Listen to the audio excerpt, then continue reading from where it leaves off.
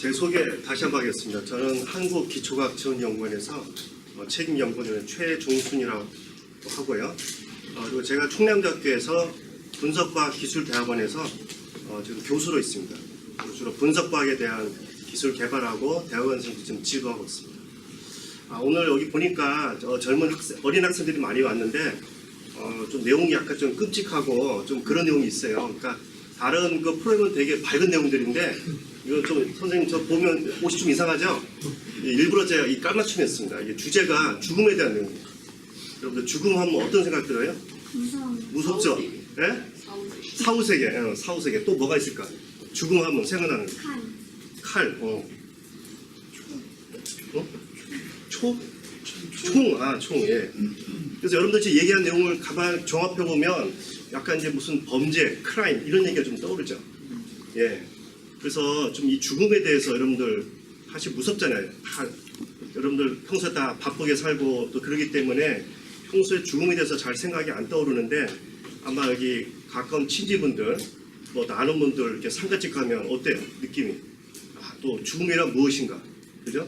그럼 뭐 삶과 죽음에 대해서 생각을 하게 되고 아마 그래서 이 죽음에 대한 주제가 사실은 되게 무겁고 어둡고 색깔로 표현한다면 아마 이런 검정색일 거예요.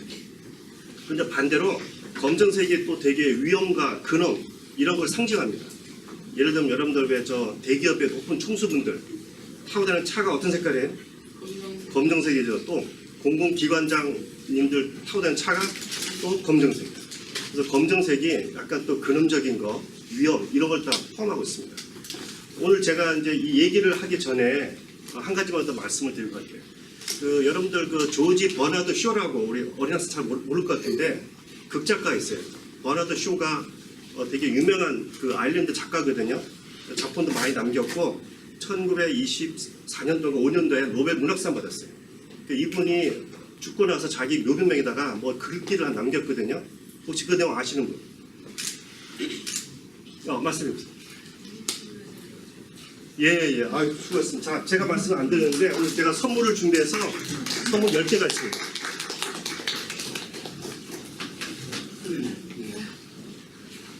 제가 그 묘비명에서 우물쭈물 하다가 내 이럴 줄 알았다 이런 말을 썼어요. 그게 무슨 말인가 했더니 평소에 너무 바쁘게 살다 보니까 죽음에 대해서 잘 생각하지 못하고 살아왔노라 뭐 이런 뜻입니다.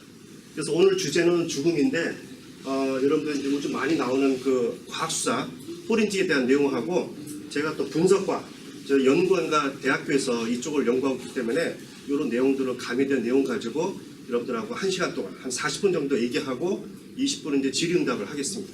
그리고 이제 첫 선물을 받으셨는데 선물이 10개가 준비됐어요. 주로 이제 어린 학생들 먼저 우선권을 주겠습니다. 그리고 이제 요 중간중간에 제가 퀴즈를 낼 테니까 한번 같이 동참해 보시죠. 자, 그러면 이 얘기를 시작하기 전에 퀴즈를 제가 3가지 추리 퀴즈를 같이 풀고 진행하겠습니다. 자, 질문은 뭐냐면 밭을 갈고 있는 소년한테 나이를 물었더니 밭둑이 모두 무너졌어요. 자, 이 소년의 나이는 몇 살일까요? 예, 맞습니다. 어떻게 해서 10살이라고? 예, 맞습니다. 이 한자를 가지고 추리해보면 10살이 나와요. 추리입니다. 선물 드리겠습니다. 이 프로그램 혹시 보셨어요? 네, 이게 사실은 문제적 남자라고 저도 이 프로그램 좋아하는데 여기서 좀 따왔습니다. 네, 이 프로그램 방송자한테는 좀 양해를 안고 있는데 괜찮겠죠? 두 번째 질문 나갑니다. 잘 아시는 우리 전현무 MC께서 아마 이게 TV에 나왔는데 질문이 이렇습니다. 대기업 그룹 사장이 죽기 전에 벽에다가 이런 글을 남겼답니다. 보시면 뜨 이런 걸 썼어요. 자, 범인 후보가 지금 5명 있습니다. 자, 이 앞에 학생. 2번이요. 왜요? 저거를 새로운 부분은 비빔밥이 나와요. 네, 이렇게 3번 돌리면 비빔밥 나옵니다. 자, 박수 한번 주시면. 자, 3번째는 좀 어렵습니다. 그래서 3번째는 가장 큰 선물을 드리겠습니다. 뭔지는 집에 갔을 때 보세요. 자, 여기는 지금 편의점에서 어떤 젊은 그 학생이 편의점 업무를 보다가 살해당했어요. 그래갖고 이 계산기에다가 숫자를 썼습니다. 보시면 7105773535 이렇게 썼는데 이 혐의자가 주변에 4군데 요 직원들이 있었어요. 빵집, 목욕탕, 이발소, 주유소. 자, 범인은 누굴까요? 예. 주유소에 6직군인가요? 주유소? 예, 어떻게 해서 주유소라고 생각하세요? 뒤집으면은 She sells oil이라고 써요. 이거 혹시 프로그램 보셨습니까? 아니요. 또 방금 아니 이걸 안 봤는데 어떻게 이게 맞습니다. 숫자를 뒤집으면요, 이게 좀 숫자 잘 안 보이는데 이거를 영문으로 보면 she sells oil. 그래서 기름을 판다 이런 뜻이거든요. 대단하네요. 선물 드리겠습니다. 이거는 보통 그 생각을 이렇게 반전을 못하면 풀 수 없는 문제거든요. TV 프로그램 보셨으면 아마 금방 답이 나왔을 거예요. 저도 사실 세 문제를 저도 해봤는데 두 번째만 풀었고 첫 번째 세 문제 못 풀었습니다. 그래요? 네, 다행입니다. 자, 이 세 가지 문제 공통점이 있어요. 뭘까요? 추리. 예, 맞습니다. 추리. 자, 추리인데 그 서울에 우리 아직 대전은 제가 못 봤어요. 서울에 그 아현동에 가면 이화여대 앞에 이 추리 소설만 읽는 서점이 있어요. 저도 한번 가보고 싶은데 여기 가보면 여러 가지 추리 소설들이 나와 있고 책도 살 수가 있고, 사실은 저도 이제 학교 다닐 때 추리 소설 되게 좋아했어요. 그런 것들을 많이 읽었는데 요즘 학생들은 어떤 종류의 소설을 좋아하는지 잘 모르겠습니다. 한 가지 예를 들어 드리면 여러분 잘 아시나 영화도 나왔죠. 셜록 홈즈하고 그 다음에 오리엔트 특급 살인. 여기 저 셜록 홈즈의 작가가 혹시 누군지 아세요? 코난 도일. 예. 자, 소문을 드릴게요. 우리 학생이 맞췄습니다. 코난 도일. 예. 코난 도일 작가가 이 소설을 썼는데 사실은 이 코난 도일이 원래 직업이 뭔지 아세요, 우리 학생? 작가? 작가인데 그 전에 직업이 있었어. 탐지. 탐정 아니에요. 경찰? 또? 범죄자. 범죄자가 소설도 쓰고 그럴 수도 있겠다. 예. 자, 요거는 선물은 없습니다. 이 코난 도일의 원래 그 직업은 외과 의사였어요. 외과 의사인데 이분이 왜 추리소설 썼냐면 이 사람이 좋아하는 작가가 있었는데 그게 에드가 알란 포라는 미국 작가입니다. 나이 40살에 죽었는데 아마 그 소설 읽으신 분 있을 것 같은데 그 검은 고양이, 황금총 등등 내용 보면은 정말 섬찟하고 그냥 그 페이지를 뗄 수가 없어요. 눈을 뗄 수가 없고. 그래서 아마 추리소설의 처음 그 문을 여신 분이 에드가 알란 포고 그 소설에 빠져가지고 저 코난 도일이 외과 업무를 보면서 그것들 갖다가 내용을 적어가지고 소설 낸 게 바로 셜록 홈즈. 이 셜록 홈즈는 그 주로 미세 증거물을 수집하고 발로 뛰어다니는 그런 탐정이에요. 그 다음에 이제 오른쪽 이거 작년에 오리엔트 특급 살인이라고 우리 대동네스에서도 같이 행사한 게 있어요. 이거 좀 이따 말씀드릴게요. 이거는 이제 여기 주인공이 포아르라고 하는데 이 포아르 형사는 사실은 증거 미세물도 있지만 그 범인들, 용의자들에 대한 심리 프로파일, 그 전문가입니다. 두 가지 그 수사 기법이 좀 달라요. 그래서 이 오리엔트 특급 살인 사건은 작년에 여기 저 대동네스에서 짜고 치는 과학해설이라는 프로그램을 만들어가지고 여러분들 그 영화 있잖아요. 재밌는 이런 과학에 관련된 영화 그런 것들 상영하기 전에 관련 과학자 불러가지고 저도 여기 롯데 시네마에서 불려갔습니다. 불려가서 제가 이거 수염을 잊어버렸는데 있으면 제가 차보려고 했거든요. 예, 코스튬을 하고 제가 포아르라고 이제 형사 분장을 하고 롯데 시네마에서 여기 저 영화에 대한 과학수사 내용을 좀 안내를 했습니다. 그리고 옆에 계신 분은 이제 이분은 이 오리엔트 특급 살인의 작가가 아가사 크리스티예요. 아가사 크리스티가 여성분이거든요. 그래서 이렇게 이제 분장을 하시고 이 내용에 대해서 이제 소개해 주셨는데 참고로 이 정의선 원장님은 현재 저희가 소속하고 있는 분석과학기술대학원 원장님이시고 그 전에 우리나라 국립과학수사연구소 있죠. 연구원 원장님 하셨거든요. 서울에 옛날에 그 서울 설의 마을 사건 영화 그 유기한 거 아세요? 그 범인을 잡은 이분입니다. 그래서 이분이 그 우리나라 유전자 기법 가지고 찾아가지고 이 기술이 영국에서 배우신 거거든요. 그래서 영국 엘리자베스 여왕의 훈장을 또 가지고 계세요. 우리나라 여성은 처음입니다. 자, 그래서 이 내용을 좀 이제 소개해드렸고, 그러면 이제 지금부터 본격적으로 이 포렌식 분석과학이 뭔지 좀 말씀을 드릴게요. 지금 보시면 여기 검찰청에서 2014년까지 우리나라 4대 강력 범죄가 있어요. 잘 아시는 그 살인, 강도, 강간, 그리고 방화 사건. 얼마 전에 왜 저 서울에 대형 그 유조 탱크 불난 거 아시죠? 네. 범인 아직 못 잡고 있는데 어쨌든 4대 사건들에 대해서 지금 보시면 해가 갈수록 검거율이 이렇게 높습니다. 4대 이 흉악범들은 거의 97% 이상 거의 다 잡힌다고 보시면 돼요. 어떻게 잡을까요? 바로 지금 과학기술, 분석과 포렌식에다 이게 총동원돼가지고 현장에는 어떤 이렇게 증거가 남거든요. 그걸 다 찾아냅니다. 거기에 대한 이제 기법을 말씀드릴 거고, 저는 오늘 그 죽음에 대한 시간을 어떻게 찾는지 이걸 좀 말씀드립니다. 그리고 이 포렌식 분석과학은 포렌식과 분석과학이 만난 합성어인데, 포렌식은 뭐냐면 법과학 이런 뜻입니다. 이게 무슨 말이냐면은 주로 과학수사에서 얻은 증거물들이 있잖아요. 그거를 이제 만약에 어떤 그 혐의자, 용의자가 있으면 이 사람한테 증거를 드립니다. 그래서 그걸 추궁해서 이걸로 이제 이 사람 갖다가 이제 법정에서 이제 그 이제 기소를 해서 형을 때려야 되는데, 그때 이제 법정에 쓰이기 위한 이게 자료거든요. 그래서 포렌식의 그런 뜻입니다. 그리고 이제 과학수사가 이제 포함되어 있고, 그리고 저희는 이제 분석과학이라는 말을 넣는데, 분석과학은 이런 첨단 분석 장비가 있고 분석 방법이 있습니다. 이것을 다 모아가지고 분석과학이라고 합니다. 저희 연구원이 하는 일도 이런 쪽 일이고요. 저희 대학원도 이쪽입니다. 자, 그러면 여러분들 아까 저기 멋진 우리 저 셜록 홈즈 보셨죠? 셜록 홈즈 탐정. 그 다음에 또 포아로 탐정. 아주 멋진 탐정인데 우리나라는 탐정 있을까요, 없을까요? 있어요. 있다는 사람도 있고 없다는 사람도 있고. 왜 있다고 생각해? 뭐 생각하는 사람이 있어요? 우리나라 유명한 탐정 누가 있어요? 경찰 아저씨. 경찰 아저씨. 그러니까 이름을 대봐요. 없죠? 떠오르는 거. 또 없다는 사람도 있고. 수사권이 없다. 어디 가요? 예. 비슷하게 말씀하셨는데, 우리나라의 그 공인 탐정 제도라는 게 있는데, 이게 지금 G20개 나라 중에서 우리나라만 없어요. 이 사설 탐정이. 그러니까 법적으로는 이게 인정이 안 됩니다. 그래서 민간 조사비라고 하는데, 이거를 지금 법안을 통과시키려고 지금 준비를 하고 있어요. 이게 되면은 우리나라 그 이 새로운 일자리가 창출되거든요. 한번 잠깐 볼까요? 민간 조사비라는 제도가 이게 만약에 법적으로 승인을 받으면 약 1만 5천 개의 일자리가 생깁니다. 자, 이게 왜 필요하냐면, 우리가 민간 조사비라는 거는 쉽게 해서 탐정이에요. 사설 탐정. 내가 억울해서 예를 들어서 내가 뭐 이 차가 뺑소니 차한테 이렇게 다쳤다든가 그러면은 조사하고 싶잖아요. 그죠? 근데 그거를 찾아서 경찰도 이 본연의 업무가 많기 때문에 그런 개인적인 그런 걸 잘 안 들어주거든요.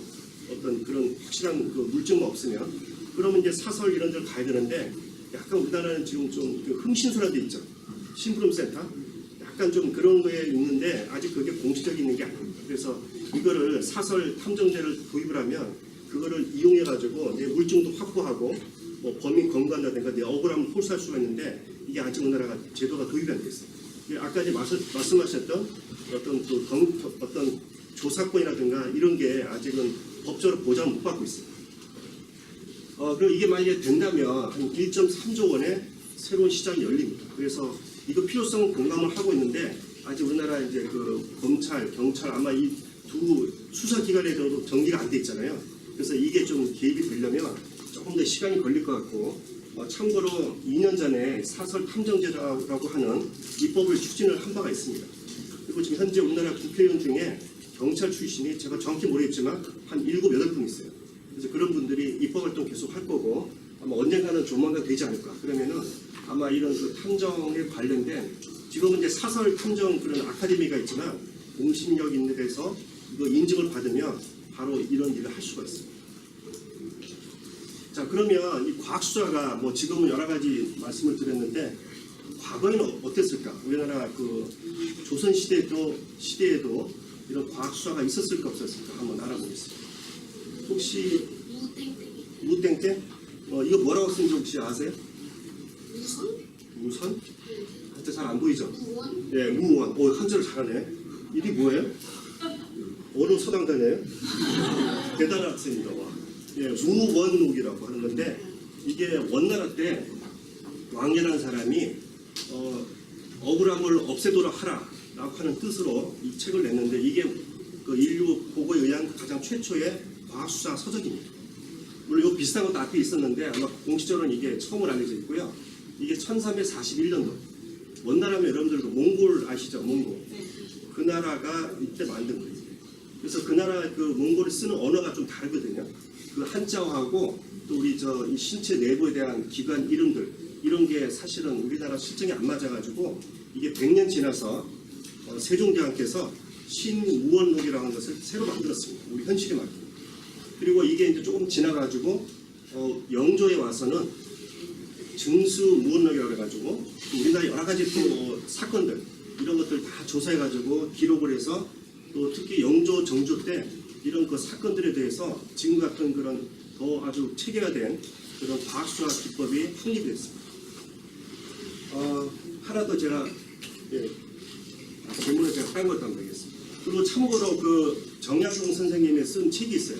그것도 과학수사 관련된 서적이 있거든요. 제목 혹시 아시는? 그래요. 또 하나 이것도 있어요. 흠음심사라고. 예, 흠음심사가 350여 가지 그런 그 살인 사건에 대한 거를 다 어떻게 수사하고 어떻게 형벌을 내리고 이런 걸 또 쓰신 책이 있어요. 우리 조상님들이 여기에 대해서 상당히 어떤 선관을 가지고 있다는 것을 알 수가 있습니다. 그러면 조선시대 때 과연 어떻게 수사를 했을까요? 뭐 지금은 뭐 유전자도 감식하고 이런 첨단 카메라도 있잖아요. 그런 것도 없었는데 조선시대 때는 과연 과학수를 어떻게 했을까? 암행어사? 아니 수사 기법을 지금 제가 설명하고 있습니다. 자, 하나씩 한번 알아볼게요. 세 가지 제가 말씀드리겠습니다. 그 순도 100%짜리 은비녀, 이 은비녀를 가지고 어떤 음식이라든가 또는 이제 독극물 예상되는 거 있죠?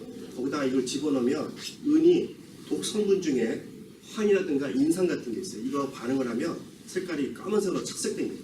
그래서 독극물이 있구나 이런 것을 알 수가 있어요. 그게 바로 은비녀를 이용하는 방법이고요. 두 번째는 이것도 이제 실제로 그 원나라 때 있었던 사건입니다. 그 원나라 어떤 나라에서 저기 한 고을에서 한 어떤 그 시신이 발견됐는데 목에 상처가 있어요.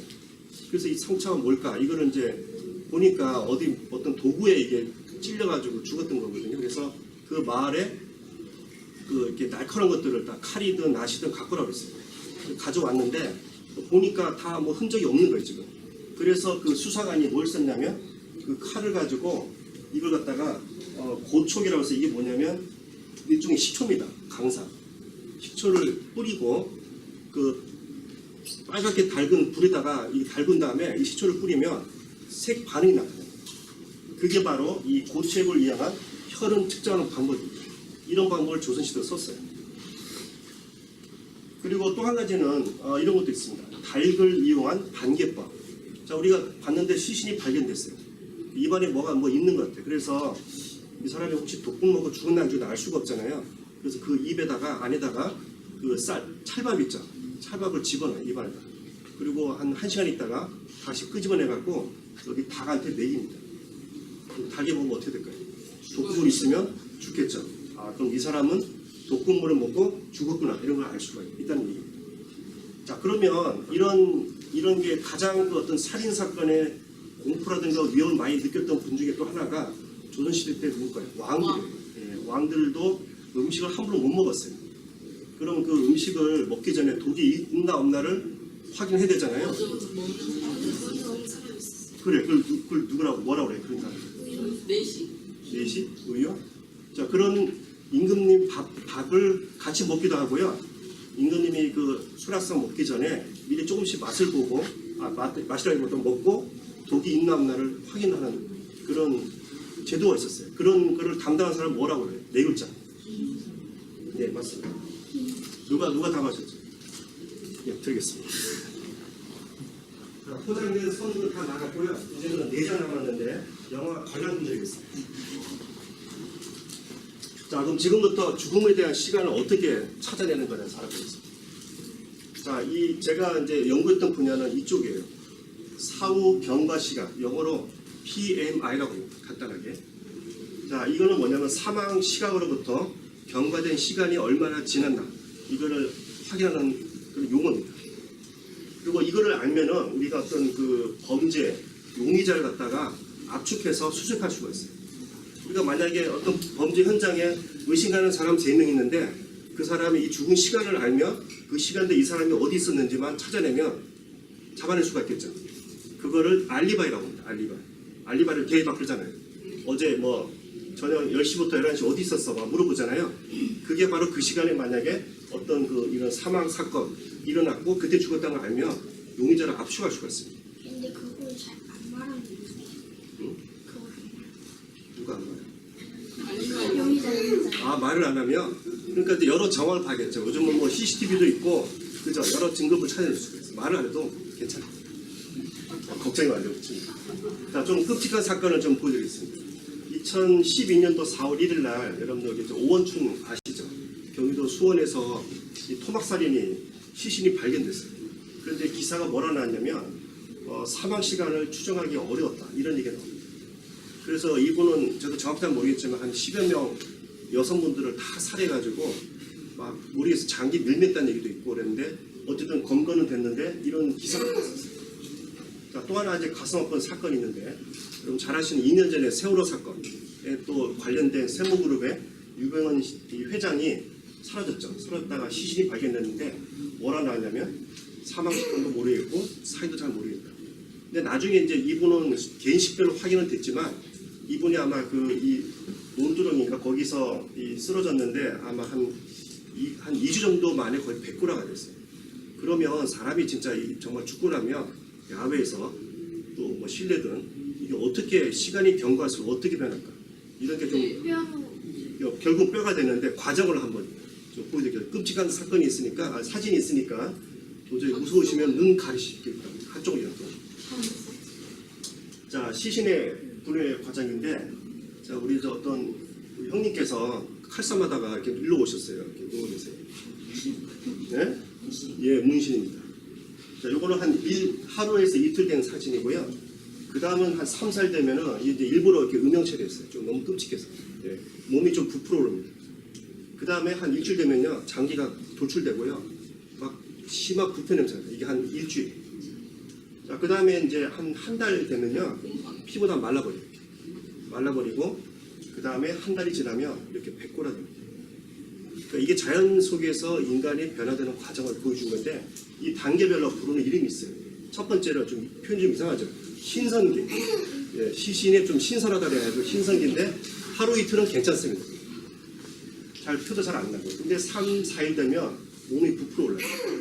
그 다음에 이제 한 10일 되면은 막 이제 부패되고 한 달 되면 몸이 건조해지고 6개월이 지나면 이렇게 완전히 이제 백골화가 되는데 또 재밌는 거는 이 집다기보다도 이 야외에서 시신이 발견되잖아요. 거기에 또 증거 이 단서가 있습니다. 그걸 뭘로 보냐면 바로 곤충을 보는 거예요. 그래, 그 부덕이 더 나옵니다. 맨 처음에 갓 죽은 시체한테는 맨 처음 달려오는 곤충이 이런 검정파리가 와가지고 알을 놓습니다. 그럼 알이 구워서 애벌레가 생기고 구더기 생기고 또 성충이 생기겠죠. 그게 한 일주일에서 열흘 됩니다. 그래서 그 어떤 스테이지를 보고 검정파리가 언제 알을 낳고 이걸 또 추정할 수가 있어요. 그다음 얘들 먹고 떠나면 그 다음에 이제 시신이 약간 그 물기가 많이 없어지죠. 건조 상태 됩니다. 그때 건조한 시신을 좋아하는 곤충이 있어요. 그게 딱정벌레입니다. 딱정벌레가 턱이 잘 발달돼 있잖아요. 그 가죽을 이제 막 잘라요. 그래서 들어오고 그 다음에 이제 거의 이제 말라붙어가지고 미라되게 전 단계 이때 오는 게 이제 송장벌레하고 쥐며느리. 그래서 곤충들 가지고 어떤 곤충에 따라서 이거를 사망 시간에 적용하는 분야가 있어요. 이거를 법곤충이라고 합니다. 참고로 사진은 제가 옛날에 같이 이제 연구 공동연구 때 국가수에서 받은 자료가 되어 있습니다. 이거 뭐 인터넷 없으니까 찾지 마세요. 안 나옵니다. 자, 근데 더 놀라운 사건은 사실은 우리나라는 이게 없는데 미국의 CSI 들어보셨죠? 영국, 미국에 되게 강한 이유 중에 하나가 바로 이 시신에 대해서 연구하는 농장이 있어요. 이름도 좀 무시무시한데 이름이 시체농장입니다. 영어로 바디팜이라고 하는데 이게 테네시 대학교에 있어요. 테네시 대학교에 바로 그 캠퍼스 뒤에 인류학 연구소라고 있는데 약 3,000평 규모가 있고 여기에 1,000구의 시신이 묻혀 있습니다. 그러니까 시신을 자기가 이제 죽고 나면 기증을 해요. 보통 뭐 장기 기증할 수도 있는데 미국에서는 나를 과학서에다가 써주세요 하고 이렇게 사인을 하면 이 시신을 갖다가 요 안에서 이 관계자들이 모여가지고 이분을 그럼 어떻게 그 시신을 갖다가 농장에다 놔둘까 이거를 의논합니다. 그래서 야외에다가 이렇게 놔둔 경우도 있고요, 물에다 빠뜨린 경우도 있고, 땅속에다 묻기도 하고 여러 형태로 합니다. 그 데이터를 모으려고 하는 거예요, 사실은. 자, 그러면 이걸 가지고 법의학자들하고 과학수사 요원들이 모여가지고 여기가 실습장입니다. 자, 낮에는 괜찮은데 밤에 그 실습하면 저 같은 게 까만 옷 입고 나타나면 무섭겠죠, 그죠?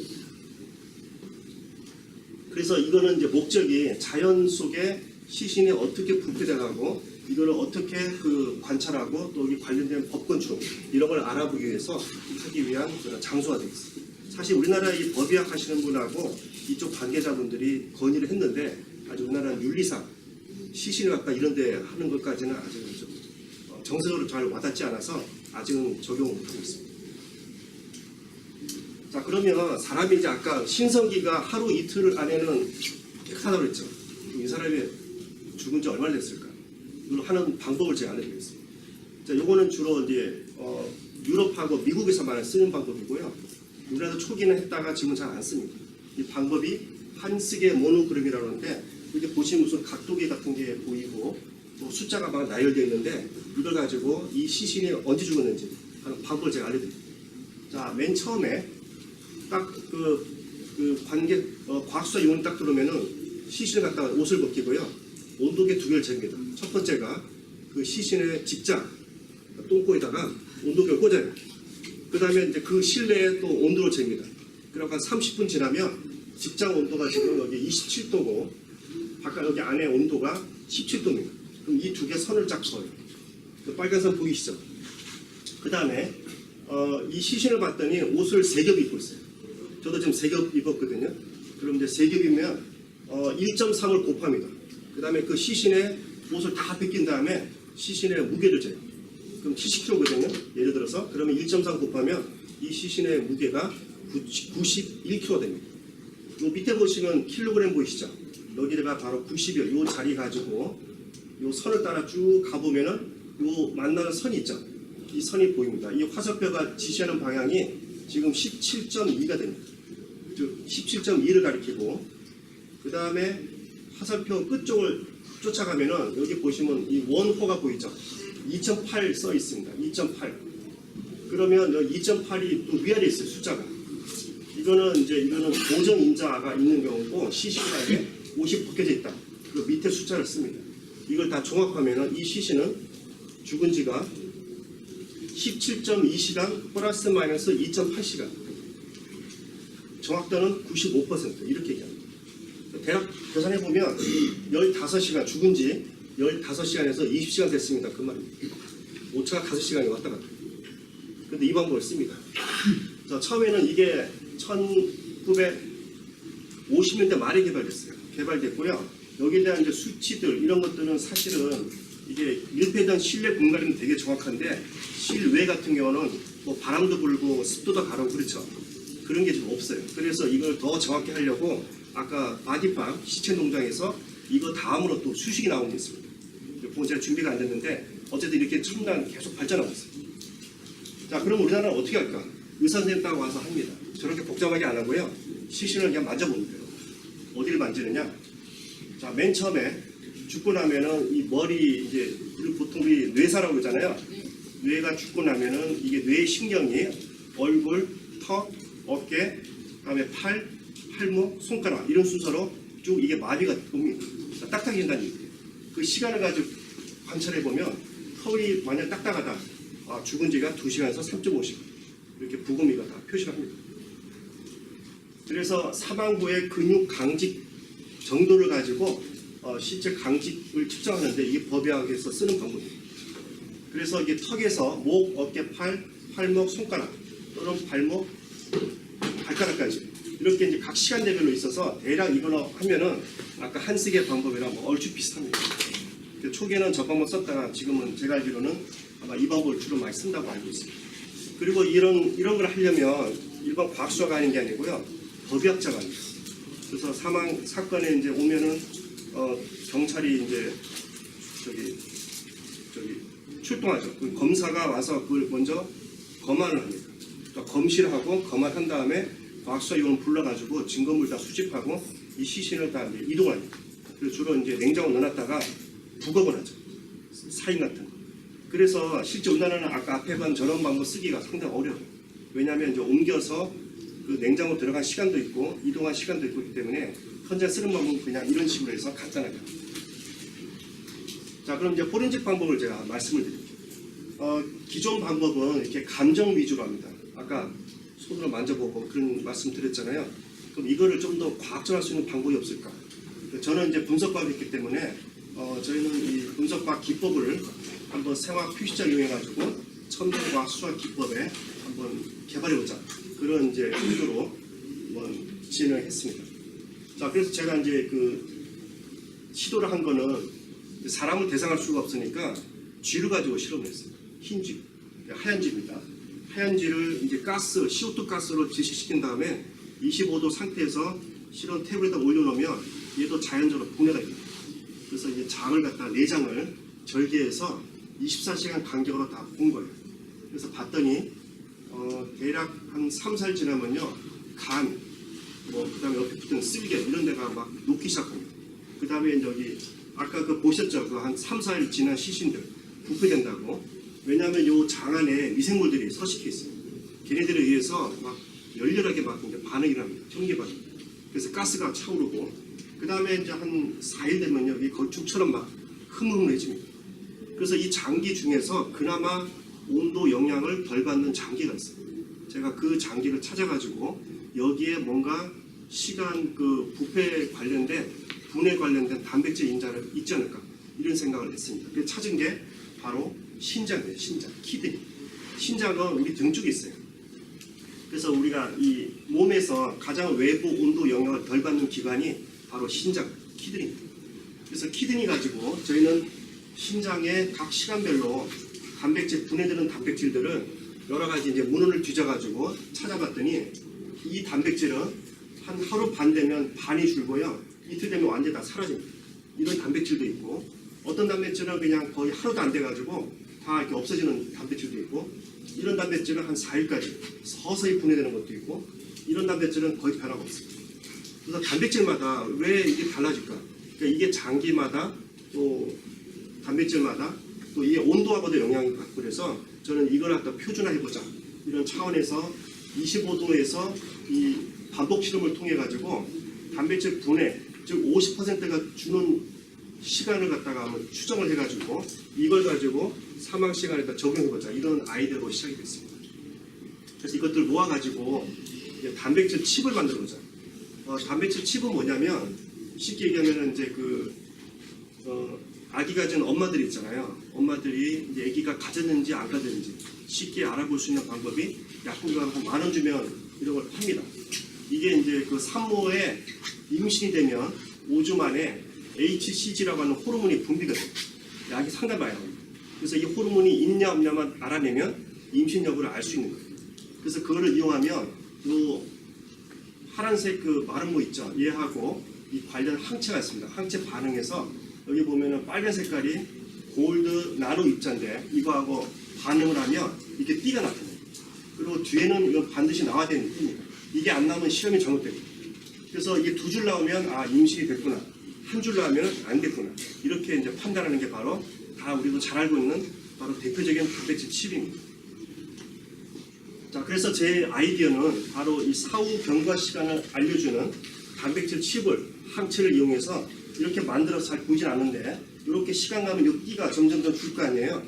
이런 것들을 모아가지고 사망 시간을 찾아보자 이런 컨셉으로 이 기술을 개발하게 됐습니다. 자, 그래서 이 기술을 좀 더 이제 정확도를 높이기 위해서 저희 연구원에서 이 보통은 다 3차원 칩인데 2차원 칩인데 저희는 기관에서 3차원 칩을 만들었어요. 자, 이건 뭐냐면 이제 이 샘플을 집어넣으면 이 샘플이 이렇게 5장 종이로 겹쳐 있거든요. 그래서 이게 5층, 4층, 3층을 통해 가지고 자, 이게 아까 뭐 HCG라는 그런 단백질 또는 사망 시간을 알려주는 단백질이 이렇게 이제 배열을 합니다. 그 위에 빨간 색깔이 이게 색을 띠는 나노 입자예요. 요거는 이제 컨트롤 라인 나와야 돼요. 그 다음에 요거는 이제 용액을 이제 특수 용액을 처리하면은 이 빨간 색깔 신호가 커집니다. 그 신호 증강 용액을 집어넣으면 이렇게 두 가지를 갖다 분리하면 우리가 이런 그 3차원 키트 가지고 어떤 형태든 이 우리가 알고 싶은 마커를 항체만 개발하면 이렇게 다 일반인도 쓸 수가 있게 이렇게 만들었어요. 그래서 저희는 이제 이걸 가지고 아까 이제 말씀드렸던 원리가 시료와 용액을 넣어서 결합을 시키면 이게 바로 5장 종이를 통해서 신호가 증강되는 그런 형태로 3천 종이칩을 만들었고 이게 2016년도에 YTN하고 연합뉴스 뭐 등등 언론 보도가 됐습니다. 저희는 그 당시 이걸 가지고 어디다가 처음에 적용했냐면 그 노로바이러스 아시죠? 식중독 일으키는 거. 제가 이 슬렌디 대동네스에서도 종이칩 가지고 발표했던 내용이 바로 노로바이러스였어요.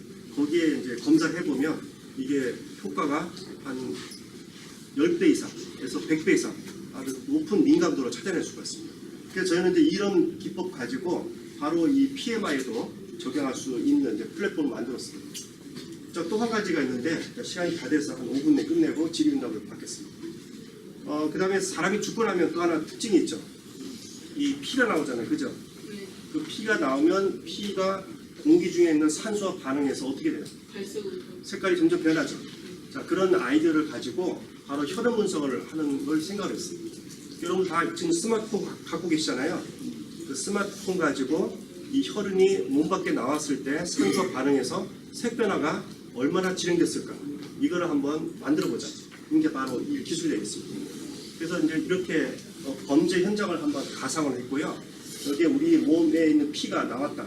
그 피가 나왔을 때 주변 환경에 따라서 시간이 지난 다음에 이거를 스마트폰을 찍습니다. 찍어가지고 색 변화를 관찰해서 얘가 몸 밖에 나온지 얼마나 경과됐을까 이런 거를 이제 한번 컨셉을 잡아봤고요. 그래서 실제로 연세대학교 같이 사람이 피입니다. 대학원생 피예요. 나 이건 더 승인받고요. 야, 피 한 방울 줘봐. 그리고 피를 뽑아가지고 이렇게 월페이퍼, 그 다음에 나무, A4 용지에다 떨어뜨린 다음에 이 색 변화된 거를 다 관찰한 거예요. 이걸 여러 번 반복해서 이거를 갖다가 앱을 만들었어요. 스마트폰 앱. 그래서 이걸 갖다가 탁 찍으면 이렇게 이제 동아일보에 한번 나왔거든요. 이게 당신의 피는 29분 전에 나왔군요 하고 딱 나옵니다. 자, 그럼 이런 거를 과학수에 쓰면 어떨까요? 현장에 쓰면 되게 유용하겠죠. 자, 그래서 이게 한번 좀 주목을 받았고요. 저희는 이 실험을 해보니까 정확도가 98% 이상 나왔어요. 기존 것보다 더 좋구나 이런 걸 이제 알 수가 있다는 겁니다.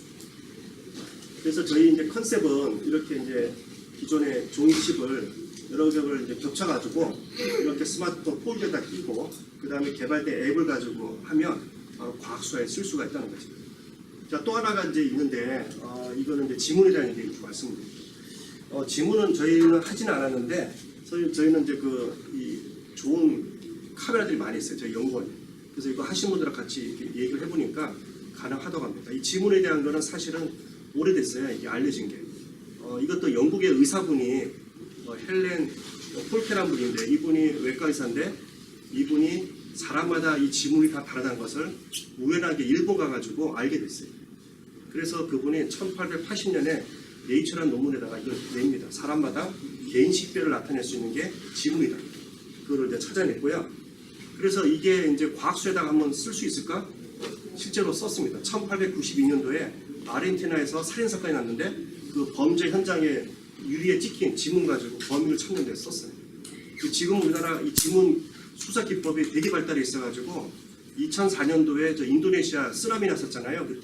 그때 많은 사람들이 죽었는데 그 개인 식별하는데 우리나라 이 과학수사 경찰청의 과학수사 요원들이 가서 이 지문들 있죠. 이거 다 찾아냈어요. 그래서 이 기술이 너무 발달해갖고 지금은 이제 2010년 이후로 미제 사건들 한 700건 중에서 300건 이상 다 해결했어요. 그리고 이제 저희가 이제 가능한 거는 이런 카메라 기술과 이거를 이용하면 지문이 이렇게 중첩된 거 있잖아요. 이것도 분리할 수가 있습니다. 그리고 또 이렇게 카메라 앱을 또 이용하면은 현장에서도 할 수가 있고요. 바로 이 통신 이용해가지고 또 찾아낼 수가 있어요. 이 지문이 또 재밌는 게 사람하고 원숭이는 있어요. 지문이. 근데 원숭이 외에 또 이 동물도 하나 있는 게 딱 하나 있습니다. 자, 이거 아시는 분 제가 이거 영화표 하나 드리겠습니다. 아니, 원숭이 말고 이 동물도 지문을 가지고 있어요. 네? 아니, 원숭이 아니라니까. 돼지? 어? 개? 개 지문 있어요. 개 키우면 한번 가서 보세요. 개 물고기? 소? 자, 우리 저 사람이나 원숭이 뭐 이렇게 잡죠? 네. 뭐 이렇게 잡고 먹잖아요, 그죠?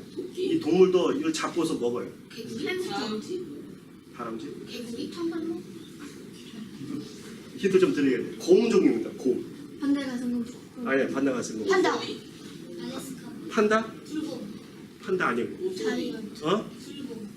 호주에 삽니다. 호주. 캥거루. 아프리카 공룡. 아프리카 산다. 코알라. 코알라. 네, 맞췄어요. 아, 축하합니다. 코알라가 지문이 있대요, 사람하고. 저도 몰랐는데, 그래서 저도 아주 되게 재밌게 좀 본 기억이 나요. 자, 이제 마지막으로, 이제 과학수사 얘기를 이제 마칠 시간이 됐는데, CSR 많이 들어보셨죠?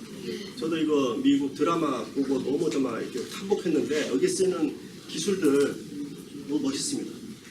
그래서 저 이거 보고 이제 학생들 저희 연구원에서도 한 10년 전에 과학수사 관련해가지고 유전자 검사하고 이런 거 같이 과학 대중화 그 교육도 좀 했거든요.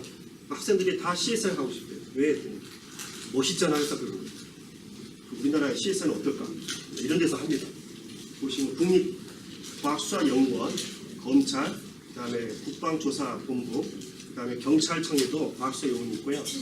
예, 우리 저희 같은 기관에서도 이런 그 분석에 대한 거, 포렌식 분석 기법 개발하고 있습니다. 자, 이제 마지막으로 이거 마치고 이제 끝낼게요. 이게 되게 유명한 얘기인데 모든 범죄는 흔적을 남긴다. 그래서 앞으로 이제 카메라 기술도 발달되어 있고 앞으로 이 ICT 기술도 뭐 4차 산업 이런 거 다 동원되면요 이제 범죄는 있을 수 없다고 거의 아마 100% 가까이 잡힐 겁니다. 그래서 이런 것들의 이제 기반은 바로 이런 기초과학, 분석과학 이런 것들이 기반으로 해서 이루어진다고 말씀을 드리고요.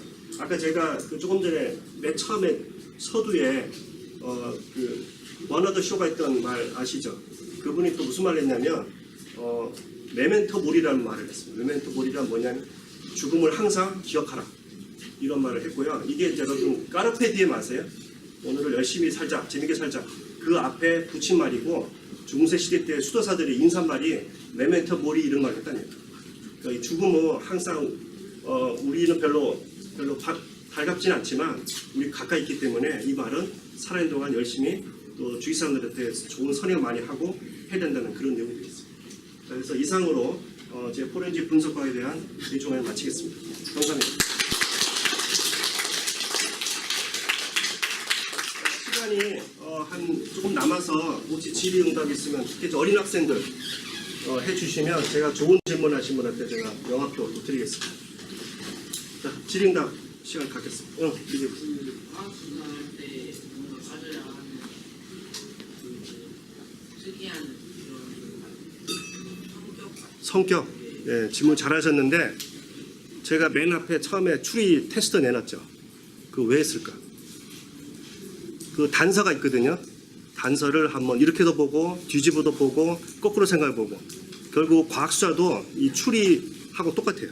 탐정처럼 호기심 가지고 이 사건의 증거를 다른 각도로 한번 생각해보고 그런 면에서는 이 추리 소설 많이 읽고 아마 그런 생각 그런 게 중요하지 않을까 생각합니다. 좋은 질문을 해서 우리 학생한테도 영화권을 드리겠습니다.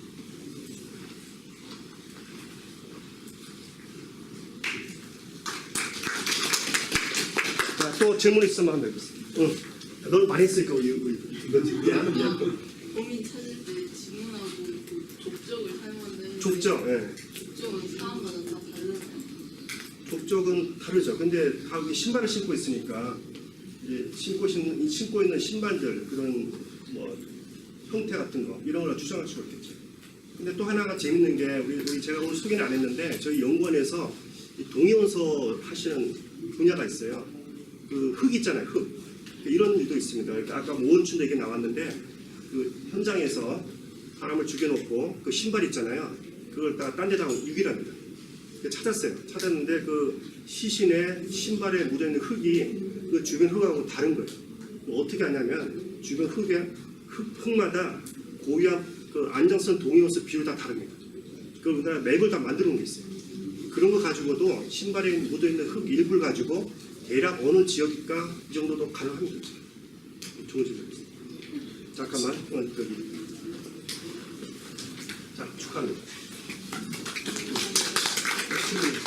지문이나 접촉을 할 때 대체로 어떤 식으로 많이 하는 거예요? 어떻게 하냐고? 제가 족적은 잘 모르겠고 지문은 보니까 지문 보통 이런데 유리라든가 이렇게 매끄러운 면이 있잖아요. 그런데 이제 지문이 찍히면 흔적이 남거든요. 잘 안 보이죠. 그래서 이제 그 뭐 붓 같은 거 이런 걸로 주변에 이제 다 털어내고 거기다가 특히 이제 사람 이 피부에도 이게 지문 끝에 표피세포가 또 떨어져나가요.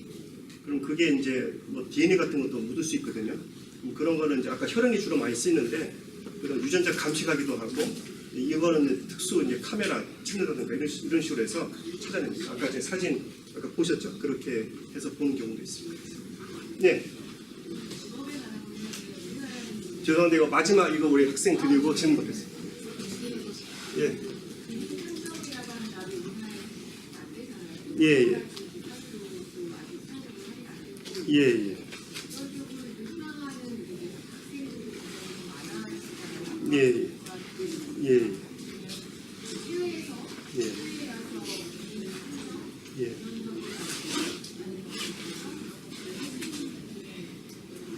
네, 그 민간 조사업 제도는 아직 법적으로는 아직 그 못 받았지만 굳이 뭐 해외 나안 가셔도 됩니다. 국내도 이 사립 탐정, 그러니까 탐정 공인 민간 조사업이라는 제도가 있어요. 그 자격증이 민간 자격증을 부여합니다. 그 예를 들면은 저도 이제 그 작년에 가봤는 동국대학교에 경찰 행정대학원이 있거든요. 거기에 이런 과학수사하는 프로그램이 있어요.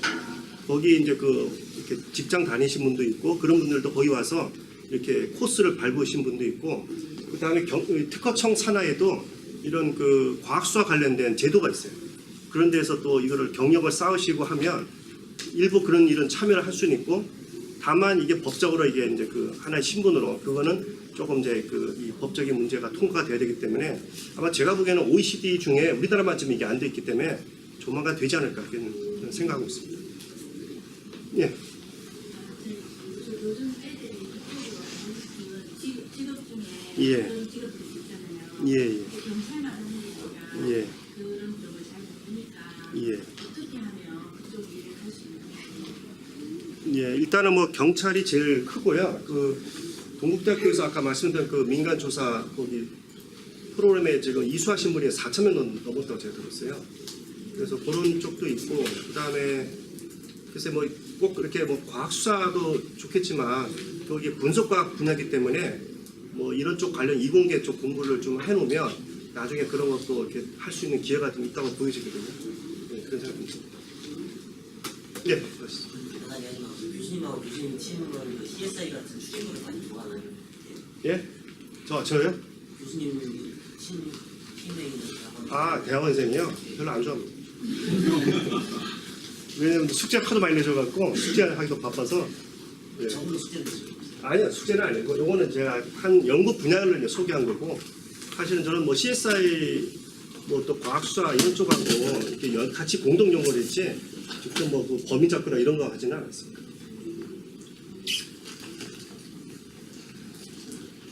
혹시 뭐 개인적으로 궁금하시면 끝나고 제가 그럼 제가 명함 다 두둑히 준비했으니까 다 드릴 테니까 뭐 저한테 개인 메일이나 연락 주시면 또 제가 못다한 설명서 마저 다 해드리겠습니다.